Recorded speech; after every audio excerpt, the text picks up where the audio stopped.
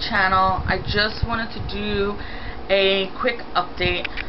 I know that I posted the video about my HSG and our date. If you saw that video, thanks for watching it.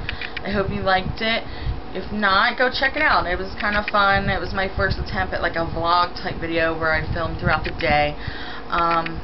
And yeah, comment and let me know how you liked it, because I don't know if I should try and do more of those or not. And I did say in that video that I'm working on doing the book video. That's still true. I'm just trying to figure out what's going on with my cameras. It's been kind of a pain, and I have to have time to do it now, so I'm hoping that I can film that again shorter this weekend and have it up next week. But I'm aware that not everybody knows what happened in between my last video, like before the HSG and the HSG video, because I was supposed to get my HSG like on the 15th of June, and that wound up not happening. So I just wanted to explain what did happen. So I went in on the 15th of June to get my HSG done. I left work early that day. I had a really busy day. I did outreach at some schools, or a school in some classes, and I was exhausted, and I just wanted to get my HSG done. And I go in, I fill out all the paperwork, I find out there's problems with getting my referral, all this stuff. I fixed all that. I go back, my doctor comes in before I even get on my gown, and she says, before you get your HSG done, you're supposed to get a uterine biopsy done. So today you're not going to get the HSG. We're going to send you back to the clinic. I'll be there in a bit, and you'll get a uterine biopsy.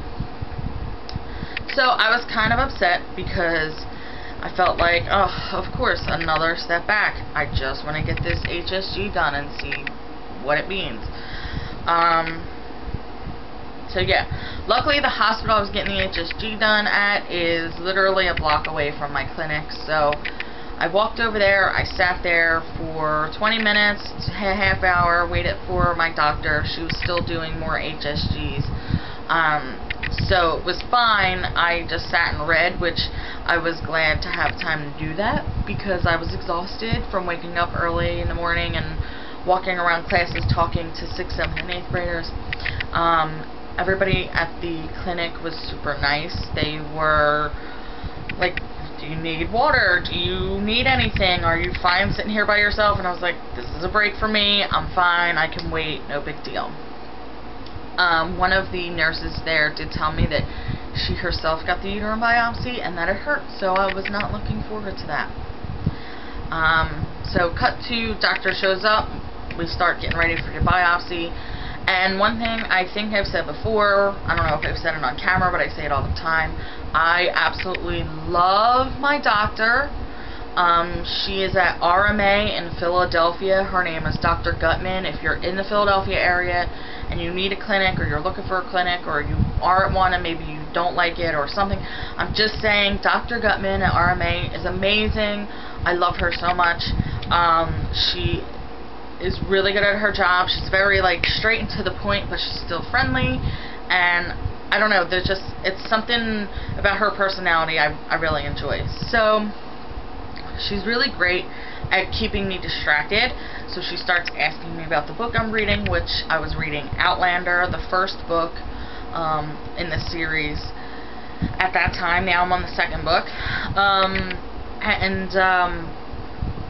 So we were talking about that, and she's distracting me from everything that's going on down there, which is working up until I get to the point where they actually have to like scrape whatever it is that they're scraping, and that hurt like hell.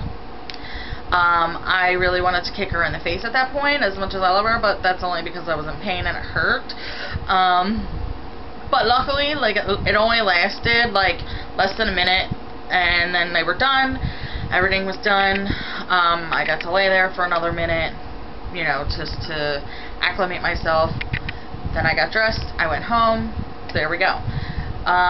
So a week and a half later, I get the call about the biopsy, and they told me like, oh, we'll have the results next week. But I guess like something was going on. It was taking a while because they weren't able to call me in a week, and I called them and they still hadn't got the results.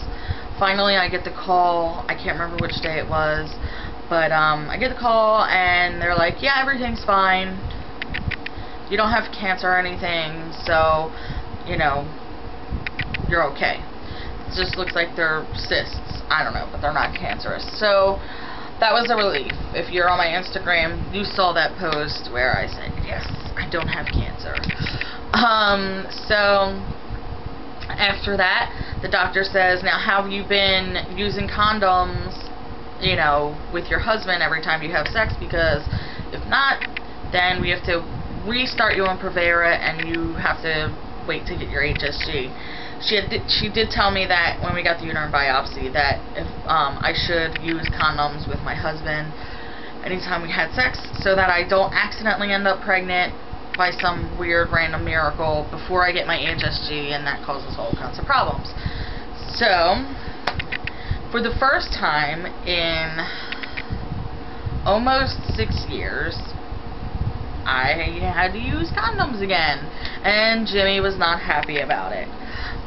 We lucked out that it was weird timing because we had went to Philly Pride Festival with my friends, and they were giving out like packs of condoms, and like more as a joke, me and my friends took them. Like, we were like, oh yeah, that's hilarious. Like, they gave them to me. They're like, here, we know you're trying to have a baby, but here's some condoms. Like, it was just a weird, stupid joke.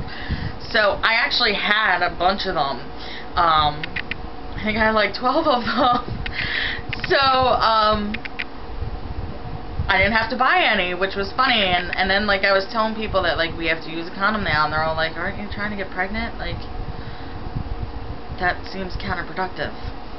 Which, I mean, it really is, but I didn't want to, some weird way, end up pregnant, not knowing about it, going to get the HSG, and wind up having a miscarriage or something, because that's what can happen. So, just to be safe, we used the condoms, and didn't have to worry about it, and Jimmy was not happy about it, but it is what it is. So, cut to, I think, last Friday, I finally get my HSG, because my doctor scheduled it for me. All I had to do was pick up my script and go in. Jimmy went with me, you saw that, and we got the HSG, and the results came back that there are no blockages, but there are cysts there that are causing some kind of blockage, not like a full blockage, you know, but like they're getting in the way. So my doctor said now we can either send you to the doctor, to the surgeon, and they can poke around and not put you under anesthesia and just look and see kind of what's going on, and then maybe schedule a surgery, or we could just send you in for surgery. They can just take it all out and not worry about it. And I said, well, that seems like the most sense. It seems like it makes the most sense. So that's what we're gonna do, and that brings us to now where I'm waiting for her to call me back and let me know what the plan is as far as where the surgery is, when it is, like what they're gonna do, blah blah blah blah blah. So yeah, it's Thursday and I have not heard anything yet. Monday was 4th of July, so I'm not too worried. If I don't get a call by Monday, next Monday, then I'm probably gonna have to call her and see. It's just kind of like upsetting because I feel like I just want to get on the Femara. Like, now I have to do this. It just seems like every time I get close to taking these steps to get me where I need to be, there's another setback. And it's frustrating and it's upsetting, but I know I'm getting closer. So, I mean, if I had waited to see my gynecologist and then waited till after I saw my gynecologist to then decide to see the fertility specialist, I would have been not getting to this point for another few months. So I know I'm getting closer. It doesn't feel like it, but I know I am, and I'm just anxious and impatient, and I just want to get there. Now, I have been on YouTube watching other people's videos, and I don't know if anybody else follows her, but I've been following for about a month or so now, IVF Mumma Vlogs, who I can put her link down below. I spoke about her in my Femera Chronicles. She's where I got the inspiration from. She just announced on Facebook that on YouTube, that she is pregnant on her 4th round of Femera. So, both of her other children are IVF babies. So, this is the first baby where she didn't have to get IVF. She got pregnant on the Femera. And that, to me, is what I want, where I want to be. Like, it's so exciting. I'm so happy for her and her family. I'm so excited. And it gives me hope that that can happen for me. So it makes me more excited to start the Femera. I'm hoping that, like, we can get the surgery done and all that stuff, like, what's it, July, like by the end of the month, and in August I can start the Femera. Like, that's my hope. But I don't know what's gonna happen. So yeah. So that, I mean, that's all there really is to say right now. I could go on and on and on and on and on and on and on about my feelings, but I don't want to get upset, and I want to have a good day. I'm gonna go hang out with Layla and just try and have a good day and not make this video forever. I don't even know how long it is right now, but I hope it's shorter than the other ones. I hope you guys enjoyed it.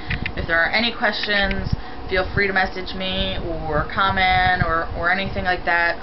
Contact me, whichever, Facebook, Instagram, YouTube.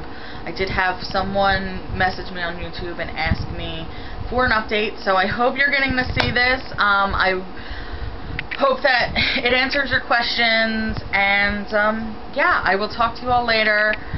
And oh no, wait, I did want to say, Heather from Heather's Journey, she has had a setback, and I totally get it.